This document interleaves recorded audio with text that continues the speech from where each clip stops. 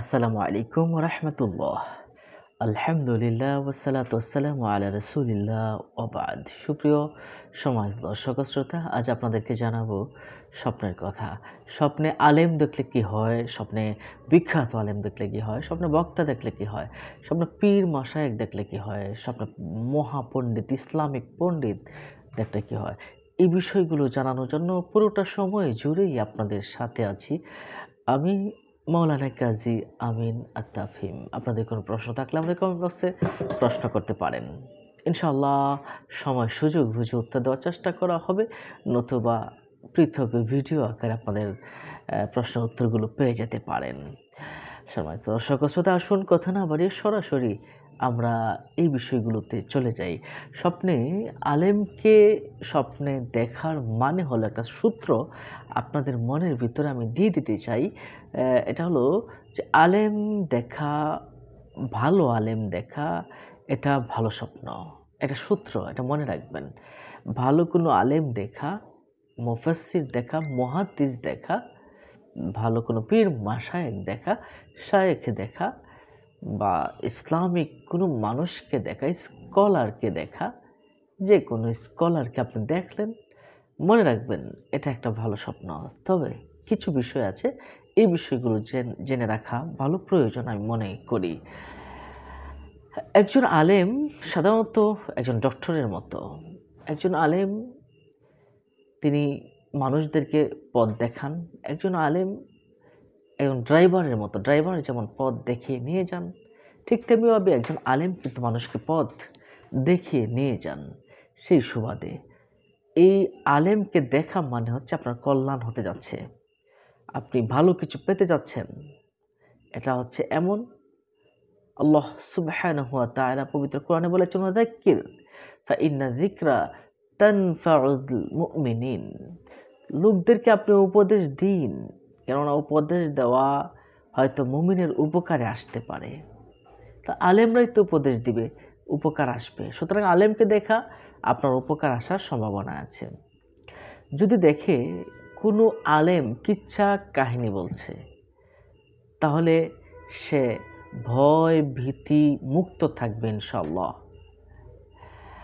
আর যদি দেখে সে নিজে আপনার কোনো রকম কিচ্ছা কাহিনী বলছে, তাহলেও সে ভয় ভীতি থেকে মুক্তি পাবে। সুবহানাল্লাহ, সুবহানাল্লাহ। যদি দেখে কোনো মানুষকে কোনো আলেম উপদেশ দিচ্ছে বা আপনাকে উপদেশ দিচ্ছে, হ্যাঁ, কিন্তু ওই যে মানুষ আপনাকে উপদেশ দিচ্ছে সে অযোগ্য একজন মানুষ, তাহলে আপনি চিন্তায় পড়ে যাওয়ার সম্ভাবনা আছে, রোগ ব্যাধিতে পড়ে যাওয়ার সম্ভাবনা আছে। এজন্য আপনি কি করবেন? আল্লাহর কাছে দোয়া করবেন, আল্লাহ যেন বিপদ আপদ থেকে আপনাকে হেফাজত করে। অযোগ্য কোনো মানুষ যদি দেখেন সে উপদেশ দিচ্ছে, তাহলে সমস্যা, এটা ভালো স্বপ্ন নয়। সম্মানিত দর্শক শ্রোতা, স্বপ্নে যদি কোনো আলেমকে হিকমতপূর্ণ কোনো ভালো আলোচনা করতে দেখেন, জ্ঞান গর্ব আলোচনা করতে দেখেন, তাহলে আপনি যদি অসুস্থ থাকেন আরোগ্য লাভ করবেন, সুস্থ হয়ে যাবেন। ঋণগ্রস্ত থাকলে ঋণ মওকুফ হয়ে যাবে।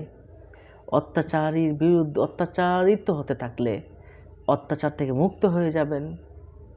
ফ্যামিলিগত কোনো সমস্যা থাকলে ফ্যামিলির সমস্যা দূর হয়ে যাবে।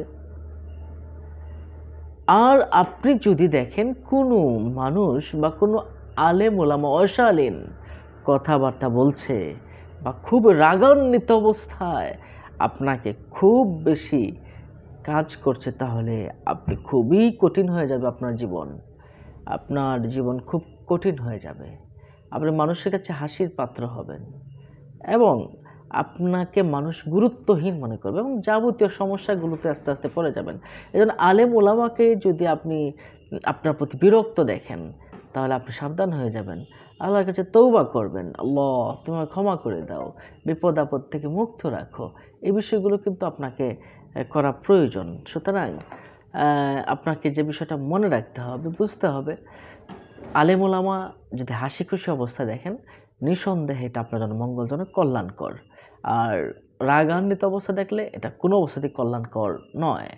আপনি যদি দেখেন কোনো ওয়াজ হচ্ছে, কোনো বিখ্যাত কোনো বক্তা ওয়াজ করছে, তাহলে আপনি আপনার জীবন অনেক সুন্দর হবে, অনেক কিছু পাবেন জীবনে। অথবা বিখ্যাত কোনো আলোচক যিনি আলোচনা করেন, ওয়াজ করেন, তাকে দেখছেন, এতে করে আপনি কিছু কল্যাণ পেতে পারেন।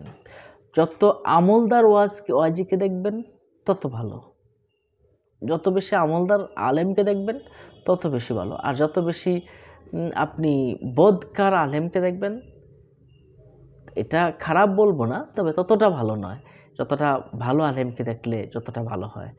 সম্মানিত দর্শক শ্রোতা, এখন আসুন আমরা যে বিষয়টা জানব, যে স্বপ্নে পীর মাশায়েখ বা আলেম ওলামা এবং বিখ্যাত মানুষ যারা আছে তাদেরকে দেখলে কি হয়, এই বিষয়টা কিন্তু আমরা এক এক করে আসুন আমরা একটু জানি। যে প্রশ্নগুলো আমাকে অনেকে কিন্তু করেন, আমি প্রশ্নগুলো খুঁজে নিচ্ছি আপনাদের জন্য, যে প্রশ্নটা আমাদেরকে করেছেন। স্বপ্নে আলেম আমি দেখেছি এবং শায়কদেরকে দেখেছি। তাহলে বুঝবেন, কোনো শায়ককে দেখা বা আলেমকে দেখা আপনার জীবনে বরকত আসবে, কল্যাণ আসবে। এটা কিন্তু একটা খুবই ভালো স্বপ্ন। আমি আগেও বলেছি, এখনও কিন্তু বলছি। ধর্মীয় কোনো পণ্ডিতকে দেখা, ইসলামিক পণ্ডিতকে দেখা, তাহলে আপনার পার্থিব উপকার হবে ইনশাআল্লাহ। ধর্মীয় কোনো আলেমকে আপনি দেখা, ধর্মীয় একজন আলেম, ওনাকে আপনি স্বপ্নে দেখেছেন, বড় বড় ক্ষতির সম্মুখীন আছেন, এই ক্ষতিগুলো আপনার কাছ থেকে দূর হয়ে যাবে ইনশাআল্লাহ। বয়স্ক কোনো পণ্ডিতকে দেখা, এটা মানে হচ্ছে আপনার নেক হায়াত হবে এবং ভালো কিছু পাবেন বলে আমরা মনে করি কর্মক্ষেত্রে, এবং আপনার সার্বিকভাবে আপনার উন্নতি হবে। কোনো মুরব্বী কোনো আলেমকে যদি আপনি দেখেন, অবিবাহিত কোনো মহিলা যদি স্বপ্নে দেখে, যে কোনো আলেমকে দেখে বা কোনো শেখ তাদেরকে যদি দেখে, তাহলে তার হৃদয় আনন্দে ভরপুর হয়ে যাবে। তার বিয়ে হতে পারে বা তার কোলে একজন সন্তান আসতে পারে, অথবা সে মঙ্গলজনক কিছু পেতে পারে। অবিবাহিত আর বিবাহিত কোনো মানুষ যদি দেখে কোনো আলেমকে, তাহলে সে যে সমস্যায় ভুগছিল সমস্যাগুলো দূর হয়ে যাবে। হ্যাঁ, তার যে সমস্যা আছে, তার পারিবারিক সমস্যা, নিজস্ব সমস্যা, যে সমস্যা আছে, সমস্যাগুলো কিন্তু মুহূর্তের ভিতরে দূর হয়ে যাবে ইনশাআল্লাহ, ইনশাআল্লাহ, ইনশাআল্লাহ। আল্লামা ইবনে শিরিন রহমতুল্লাহ আলাইহি কিন্তু এই কথাটাও কিন্তু বলেছেন। আর গর্ভবতী কোনো মা বোনেরা যদি দেখে কোনো আলেম বা কোনো শায়েখ, পীর মাশায়েখকে যদি স্বপ্ন দেখে, তাহলে তার গর্ভটা অনেক সুন্দর হয়ে যাবে এবং গর্ভে যে সন্তান জন্ম নেবে সে মস্ত বড় একজন ভালো মানুষ হবে ইনশাআল্লাহ, বুজুর্গ হবে। পীর মাশায়েখকে স্বপ্নে দেখা অনেক অনেক অনেক ভালো বলে আমরা মনে করি, এবং সন্তানও কিন্তু অনেক ভালো হবে। যদি কোনো তালাকপ্রাপ্তা কোনো মহিলা যদি স্বপ্নে দেখে কোনো উন্নতি হচ্ছে তার, কোনো তালাকপ্রাপ্তা কোনো মহিলা যদি আলেমকে দেখে, ধর্মপ্রচারককে দেখে, তো তার উন্নতি হবে ইনশাআল্লাহ। সে যে দুশ্চিন্তা, উদ্বেগ, উৎকণ্ঠায় ভুগছে, এটা থেকে সে বেরিয়ে আসতে হবে। তার জ্ঞান বেড়ে যাবে, তার জ্ঞানের দরজা প্রসারিত হবে, সে ভালো ডিসিশন নিতে পারবে ইনশাআল্লাহ। তাহলে আলেমকে দেখা, এটা কিন্তু আমরা একটা ভালো স্বপ্ন বলেই আমরা মনে করি। তাহলে আমরা কি জানলাম? স্বপ্নে আলেম, বক্তা, হ্যাঁ, এগুলো কিন্তু ভালো স্বপ্ন। স্বপ্নে বক্তা নিজে যদি আপনি দেখেন যে বক্তব্য করছেন, এটা অনেক ভালো স্বপ্ন যদি আপনি পুরুষ হন। কিন্তু কোনো মহিলা যদি দেখেন আপনি বক্তব্য করছেন, লোক সমাজে বক্তৃতা করছেন, তাহলে আপনার জন্য খুবই খুবই একটা খারাপ স্বপ্ন। কারণ আপনি নিন্দায় পড়ে যেতে পারেন, আপনি বিপদে পড়ে যেতে পারেন। মানুষ আপনাকে নিন্দাতে ফেলে দিতে পারে। সাবধান হয়ে যাবেন। আল্লাহর উপর তাওয়াক্কুল করে, আল্লাহর উপর ভরসা করে আল্লাহর কাছে প্রার্থনা করবেন। আপনি যদি দেখেন আলেমদের সাথে আপনি বসছেন, আলেমদের সাথে চলছেন, তাহলে কি হবে? আপনার জ্ঞান অর্জনের প্রতি আগ্রহ বেড়ে যাবে। আল্লাহ আপনাকে পার্থিব জ্ঞান, অপার্থিব সব কিছু জ্ঞান আপনাকে দিয়ে ভরপুর করে দিবেন। সুবহানাল্লাহ, সুবহানাল্লাহ। আপনি স্বপ্নে শায়েককে আপনি দেখেছেন ভালো, আলেমদেরকে আপনি সালাম করতে দেখেছেন, আলেমদের সাথে আপনি মুসাফা করতে দেখেছেন, কদমবুসি করতে দেখেছেন। এর মানে হচ্ছে আপনার যে সমস্ত কাজগুলো আছে না, দুনিয়াতে যত কাজগুলো আছে সমস্ত কাজগুলো আপনার এতটা সহজ হয়ে যাবে, এতটা সহজ হয়ে যাবে, আপনি কল্পনাও করতে পারবেন না যে কাজগুলো কীভাবে এত সহজ হয়ে যায়। আপনি যে সমস্যাগুলো পড়েছেন বা পড়ার ভয় পান, এই সমস্যাগুলো চলে যাবে যদি আলেমদেরকে সালাম করে দেখেন। সুবহানাল্লাহি ওয়া বিহামদিহি। আল্লাহ পাক রব্বুল আলামিন আপনাকে অনেক ভালো রাখুন। আলেম, ওলামা, বক্তা, পীর, মাশায়েখ, শায়েখ এদেরকে দেখা খুব ভালো স্বপ্ন। মনে রাখবেন, আমি সর্বশেষ আবারও বলে দিচ্ছি, ওনাদেরকে যদি আপনি এমন অবস্থায় দেখেন যে তারা আপনার উপর রাগান্বিত, তাহলে ভালো নয়। তাদেরকে অখুশি অবস্থায় দেখা ভালো স্বপ্ন নয়। খুশি দেখা, আপনার উপরে প্লিজড আছে, আপনার সাথে খুব ভালো সম্পর্ক, হাসি খুশি কথা বলছে, অথবা তারা দূর থেকেও দেখছেন যে না, উনি খুব ভালো আছেন আলহামদুলিল্লাহ, তাহলে আপনি ভালো স্বপ্ন বলে মনে করছেন এবং এটা ভালো স্বপ্ন, আপনার জন্য ভালো হবে। আর যদি দেখেন যে কোনো আলেম মারা গিয়েছে, তাহলে তো সর্বনাশ, আল্লাহ আল্লাহ, এটা একটা খুবই খারাপ স্বপ্ন। আপনার জীবনে অনেক অনেক ঝড় আসতে পারে। কোনো আলেম মারা যাওয়া মানে নিজের জীবনে ঝড় আসতে পারে, সমাজের জীবনে ঝড় আসতে পারে, পৃথিবীতে সমাজে বিভিন্ন রকম বিপদ আপদ আসতে পারে, নিজেরও বিপদ আপদ আসতে পারে। আল্লাহর কাছে আশ্রয় চান। কী করবেন? দান সদকা করবেন। আর সাদকাতু তারুদ্দুল বালা, সদকা করলে বিপদ আপদ বালা মুসিবতগুলো দূর হয়ে যায়। সুবহানাল্লাহি ওয়া বিহামদি। আজ এ পর্যন্তই। ভালো থাকুন, সুস্থ থাকুন।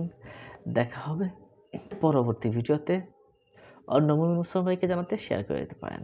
আসসালামু আলাইকুম ওয়া রাহমাতুল্লাহি ওয়া বারাকাতুহু।